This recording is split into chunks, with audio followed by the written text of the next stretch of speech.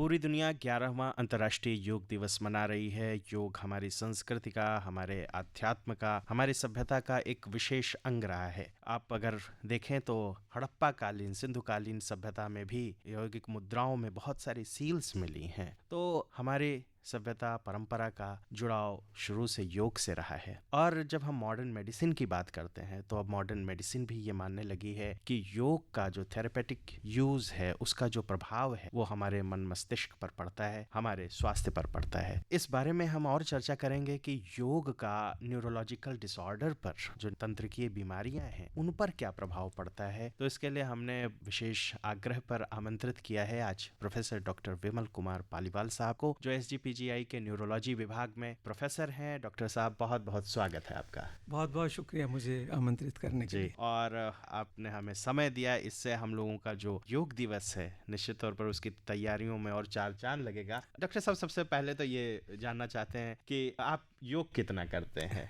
देखिए, योग हम लोग करीब करीब बचपन से ही कर रहे हैं और उसके जो 3 मुख्य अंग हैं, जिसमें आसन है, प्राणायाम है और ध्यान है, उसके तीनों कंपोनेंट्स जो हैं वो लगभग बचपन से ही करते आ रहे हैं। हाँ डॉक्टर साहब, आपका योग पर बहुत अनुभव भी है। आपने बताया कि बचपन से करते हैं, और जब आप इस क्षेत्र में आए, लोगों को ठीक करते हैं, तो हम ये जानना चाहते हैं कि योग का हमारे नर्वस सिस्टम पर क्या प्रभाव पड़ता है? देखिए, योग जो है कई तरह से, बहुत सारे मैकेनिज्म से नर्वस सिस्टम और पूरी बॉडी के और भी कई ऑर्गन सिस्टम्स पे बहुत सकारात्मक प्रभाव डालता है। और जितने मरीज मेरे पास आते हैं और जो अभी सुन भी रहे होंगे, वो सब मुझसे इस बात में कनेक्ट करेंगे कि मैं हर ऑल्टरनेट मरीज को ये कहता हूँ कि आप योग स्कूल, योग क्लासेस ज्वाइन करिए, क्योंकि बहुत सारे फंक्शनल डिसऑर्डर्स के मरीज जो है न्यूरोलॉजी विभाग में आते हैं और उसमें योग का बहुत रोल है। जैसे हमारी जो आउटडोर है उसमें 40 से 50% लोग केवल हेडेक के होते हैं। अच्छा। अब हेडेक एक फंक्शनल डिसऑर्डर है। हाँ। आप MRI करते हैं, जांचें करते हैं, उसमें कुछ मिलता नहीं है। हाँ। और जब हम हेडेक के कारणों में जाते हैं तो एक मुख्य कारण जो हेडेक का है वो माइग्रेन है। हाँ। और दूसरा क्रॉनिक टेंशन हेडेक है। हाँ। अब क्रॉनिक टेंशन हेडेक तो नाम से ही टेंशन है तो उसमें ज़्यादातर लोगों की एम्फेसिस होती है कि वो दवाई लें जी, पर दवाई का कोई अंत नहीं है कि कब तक लें। बिल्कुल। और साइड इफेक्ट्स उसके बहुत ज़्यादा हैं। तो हम लोग हमेशा ये प्रेरित करते हैं लोगों को कि आप नॉन फार्माकोलॉजिकल मेथड्स की तरफ जाएं। और नॉन फार्माकोलॉजिकल मेथड्स में बहुत से तरीके हैं, लेकिन जिसमें से योग एक बहुत मुख्य है। और हम लोग सबको प्रेरित करते हैं कि आप योग की तरफ जाइए और उसमें हर तरह के योग किसी एक्सपर्ट की देख रेख में योग करें। और जो लोगों का फीडबैक हम लोगों को मिलता है मरीजों को, उसी से ही हम लोग और प्रेरित होते हैं और मरीजों को बताते हैं। तो योग का बहुत फ़ायदा है, बहुत सारे न्यूरोलॉजिकल डिसऑर्डर्स में फ़ायदा है। डॉक्टर साहब, क्या आपके भी संस्थान में इस तरह के रिसर्च चल रहे हैं योग और न्यूरोलॉजिकल डिसऑर्डर्स? जी हाँ, योग पे रिसर्च चल रहे हैं। योग पे अभी, बल्कि इस बार जब से गवर्नर हाउस से ऑर्डर आया कि योग दिवस मनेगा, जो पिछले 3 साल 4 साल से बराबर मना रहे हैं, तो इस बार संस्थान ने एक इंट्राम्यूरल प्रोजेक्ट योग के लिए ही कर दिया। अच्छा। कि एक इंट्राम्यूरल प्रोजेक्ट जो है केवल योग रिलेटेड स्टडीज़ के लिए दिया जाएगा। और पहले भी लोग योग पे शोध करते रहे हैं। अगर आप पबमेड या जो हमारे सर्च इंजन हैं उसमें जाएं तो योग रिलेटेड आपको तमाम सैकड़ों पब्लिकेशंस मिलेंगे। और उनमें से कुछ पब्लिकेशंस बहुत अच्छी क्वालिटी के हैं। जैसे हम मेडिकल पर्सनल्स बहुत क्रिटिकल होते हैं साइंटिफिक पब्लिकेशंस के लिए, पर अगर हम अपने हिसाब से भी देखें तो बहुत पब्लिकेशंस साइंटिफिक उस पर हाँ खरे उतरते हैं, वो अच्छे पब्लिकेशंस हैं। डॉक्टर साहब, आप अपने जो रोगी आते हैं आपके विभाग में, उनको किस तरह के योग का कौन सा पक्ष है जिसको आप कहते हैं कि ये करो? जैसे आसन करें कि प्राणायाम करें? आप तो ध्यान करते हैं। जी, देखिए, योग जो है वो एक पर्टिकुलर पार्ट का योग तो होता नहीं है। अच्छा। योग की अगर आप उत्पत्ति देखें तो जैसे आपने बताया कि हड़प्पन कल्चर से है, करीब करीब 2000 से 1500 BCE से योग स्टार्ट हुआ। और जो प्री क्लासिकल पीरियड था जहाँ पे योग पे हिंदूज और बुद्धिस्ट और अदर रिलीजन जो जैन जो एक ही साथ थे एक समय पे, उनका प्रभाव रहा। और उसके बाद पतंजलि द्वारा योग जो है वो अष्टांग योग की उत्पत्ति हुई, जिसमें करीब करीब 196 योग सूत्रास हैं। तो जैसे पतंजलि ने अष्टांग योग दिया तो उसके 8 पाठ हैं, आप सब लोग जानते हैं, यम, नियम, आसन, प्राणायाम, प्रत्याहार और समाधि तक है। हाँ, तो योग की उत्पत्ति तो समाधि तक जाने के लिए हुई थी। अब जब से मॉडर्न योग आया 1800 के बाद से, जब ये योग वेस्टर्न कंट्रीज में फैला है, तब से योग के हेल्थ बेनिफिट्स देखे जाने लगे। जबकि योग के हेल्थ बेनिफिट्स हमेशा से थे, लेकिन वो बाईस्टैंडर्स इफेक्ट थे। समाधि के लिए योग किया जाता था और जो उससे बेनिफिट्स मिलते थे वो हमारे थे। बट अब समाधि की बात हम लोग कम करते हैं और हम हेल्थ बेनिफिट्स की बात ज़्यादा करते हैं, क्योंकि वेस्टर्न योग जो है हर किसी चीज़ को फ़ायदे और नुकसान में तोलता है। तो जब से ये हुआ है तब से योग को हेल्थ बेनिफिट्स के लिए यूज़ करने लगे, जिसमें कोई बुराई नहीं है, अच्छी बात है।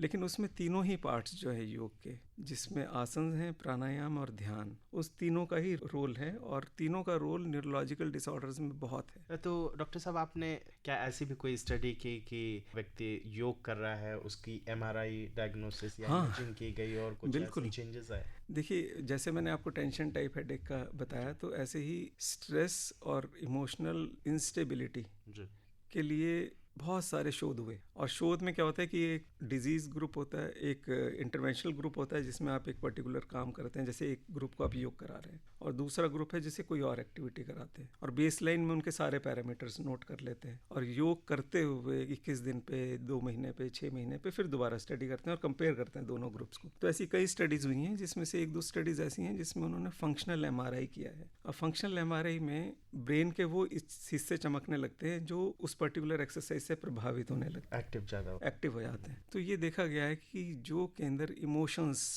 के लिए रिस्पॉन्सिबल हैं और जो स्ट्रेस के लिए रिस्पॉन्सिबल हैं, वो एक्टिवेट हो जाते हैं योग के बाद, और ये अब वेल प्रूवन है।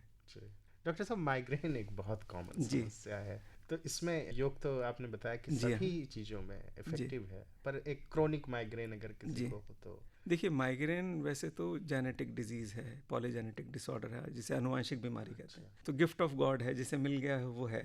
लेकिन अलग अलग मरीजों को हेडेक जो है वो अलग अलग तरह से होता है। कुछ लोगों को बहुत ज़्यादा होता है, कुछ लोगों को कम होता है। तो ये देखा गया है कि जो माइग्रेन और अदर हेडेक्स हैं, ये लाइफस्टाइल डिसऑर्डर्स हैं जी। ये आप किस तरह से जीवन व्यापन करते हैं, बहुत सारा स्ट्रेस आज के युग में हो गया, तो इसीलिए योग का बहुत रोल है। योग एक लाइफस्टाइल को सुधारने का तरीका है।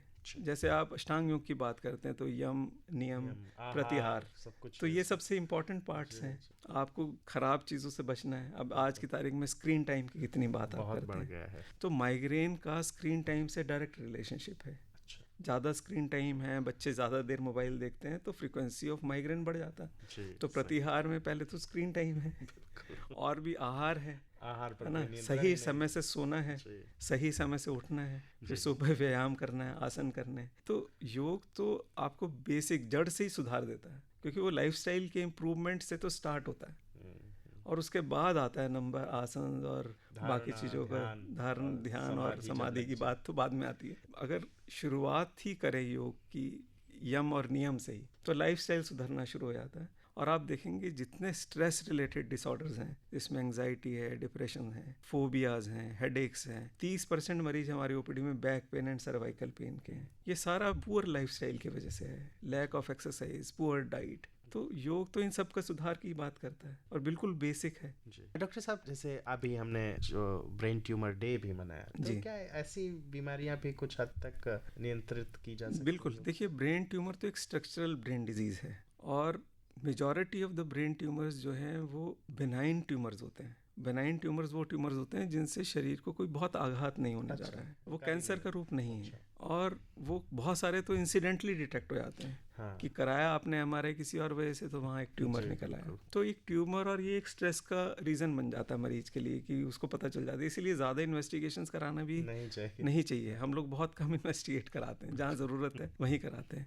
और दूसरी बात है, जिनको ट्यूमर था और जिनको ऑपरेट हो गया है ट्यूमर, तो यूजुअली ट्यूमर्स जो है कुछ साइड इफ़ेक्ट्स, कुछ इफ़ेक्ट्स तो लाता है, जैसे शरीर में फालिश का असर लाता है, किसी पार्ट में कमज़ोरी आ जाती है, कुछ कमज़ोरियाँ सर्जरी के बाद भी आती हैं। तो उसका इलाज में भी तो फिजियोथेरेपी तो बताते हैं डॉक्टर, और योग में फिजियोथेरेपी का एक मुख्य पार्ट है। और योग से हमने देखा है कि अगर आप 2 मरीजों को, एक को फिजियोथेरेपी कहें करने के लिए और एक को कहें कि वो योग क्लास जाए, तो आप देखेंगे कि कौन कितने दिनों तक क्या करता है। तो जो योग क्लासेस करता है वो ज़्यादा दिन तक योग कर पाता है, ज़्यादा दिन तक एक्सरसाइज कर पाता है, बशर्ते उसके कि जो फिजियोथेरेपी, क्योंकि फिजियोथेरेपी अपने आप में एक बोरिंग चीज़ है। योग जो है, जब आप क्लास में जाते हैं, 10 लोग आते हैं, वहाँ पे कुछ बात हो रही है, हंसी की भी बात हो रही है, 3 लोग अपनी बात व्यथा बताते हैं, कुछ 4 लोग बताते हैं कि मुझे इससे लाभ हुआ, तो इंसान और मरीज प्रेरित होता है, उसका सोशल इफेक्ट भी है। तो इसलिए योग मुझे लगता है कि ज़्यादा ज़रूरी है जी। डॉक्टर साहब, आपको क्या लगता है कि कितनी जागरूकता बढ़ी है? ये 11वां है अंतर्राष्ट्रीय योग दिवस, पूरी दुनिया मनाती है, पर पिछले 10 वर्षों में कितनी इस तरह की जागरूकता बढ़ी है? देखिए, जागरूकता बहुत ज़्यादा बढ़ी है। इसमें जैसे योग को एक खास रिलीजन से देखा जाता रहा, इसीलिए उसकी एक्सेप्टेबिलिटी बहुत अच्छी नहीं थी। लेकिन आज की तारीख में आप देखते हैं जैसे हमारे पास हर तरह के मरीज आते हैं, तो जब हम उनसे योग की बात करते हैं तो हमें बहुत कम रेजिस्टेंस देखने को मिलता है। लोगों के पास ज़्यादा एक्सेप्टेबिलिटी है, वो ज़्यादा प्रेरित हैं पहले से, उनको बस एक कारण चाहिए ज्वाइन करने के लिए, और जब कारण मिल जाता है तो वो लोग ज्वाइन करते हैं। और एक और चीज़ है, जैसे SGPGI में तो बहुत ग्रीन कैंपस है, तो वहाँ पे लोगों ने अपनी एक सोसाइटी बना के योग शुरू किया हुआ है। तो एक योगाचार्य सुबह आते हैं, करीब 100, 150, 200 लोग उनके सामने रोज़ सुबह 5 बजे बैठते हैं, लोग सीखते हैं। कोई फीस नहीं है उसकी, जो जाना चाहे आए, अपनी चादर लेके आते हैं, लोग करते हैं। तो इस तरह के बहुत सारी जगहों पे मैंने देखा चल रहे हैं। ये केवल अवेयरनेस जब योग की बढ़ी है उसके बाद से ही संभव हो पाए। और निश्चित तौर पर अवेयरनेस से हेल्थ बेनिफिट्स मिले होंगे तो ज़्यादा से ज़्यादा लोग प्रेरित हो रहे हैं, और हर साल अंतर्राष्ट्रीय योग दिवस जो विस्तार है वो और हो जाता है। डॉक्टर साहब, क्या कुछ सावधानियां हैं न्यूरोलॉजिकल डिसऑर्डर्स के मरीजों के? जी हाँ, ये आपने बहुत इंपॉर्टेंट क्वेश्चन पूछा है। सबसे बड़ी बात है कि जितने योगाचार्य योग सिखाते हैं वो मॉडर्न मेडिसिन के बारे में भी इतना अवेयर हैं कि वो योग कराते हुए सबको बताते हैं कि इस बीमारी के मरीज को ये वाले योग नहीं करने हैं। तो ये बहुत एक अच्छी बात है। तो योग में अगर हम जाएं तो आसन को हम 4 पार्ट्स में डिवाइड कर सकते हैं। एक सीधे लेट के करने वाले आसन, एक उल्टे पेट के बल लेट के करने वाले आसन, बैठ के करने वाले आसन, और खड़े होकर करने वाले आसन। नॉर्मली ये सब तरह के आसन हर मरीज कर सकता है। कुछ मरीज जो हैं जिनके लिए कुछ आसन शुरू में मना हो सकते हैं। जैसे डिस्क डिजीज के जो मरीज हैं, जो लोअर बैक पेन है, जिनको रेडिएटिंग पेन है, जो पेन ऊपर से नीचे की तरफ चलता है, कभी पैर में चला जाता है, जी हाँ, और खांसने, सीखने, लैट्रिन पेशाब में जोर लगाने पे ये दर्द बढ़ता है, तो उन मरीजों के लिए हम लोग कहते हैं कि वो आगे झुकने वाले आसन शुरू में नहीं करेंगे, या वो सीधे लेट के करने वाले आसन शुरू में नहीं करेंगे। ऐसे ही जब हम प्राणायाम की बात करते हैं तो प्राणायाम में भी सारे प्राणायाम जो है बहुत तरह के हैं, जिसमें 3 मुख्य पार्ट्स हैं, जिसमें सांस को अंदर लेना जिसे पूरक कहते हैं, फिर सांस को रोकना कुंभक, और सांस को छोड़ना रोचक। तो जो कुंभक वाली प्रक्रिया है जिसमें सांस को रोकना होता है, तो वो भी हम उन डिसऑर्डर्स में मना करते हैं जिनमें वो प्रेशर बढ़ाने के काम करता है। जैसे डिस्क डिजीज में भी अगर सांस रोक के कोई भी एक्सरसाइज की जाती है तो इंट्रास्पाइनल प्रेशर बढ़ता है और वो दर्द बढ़ता है।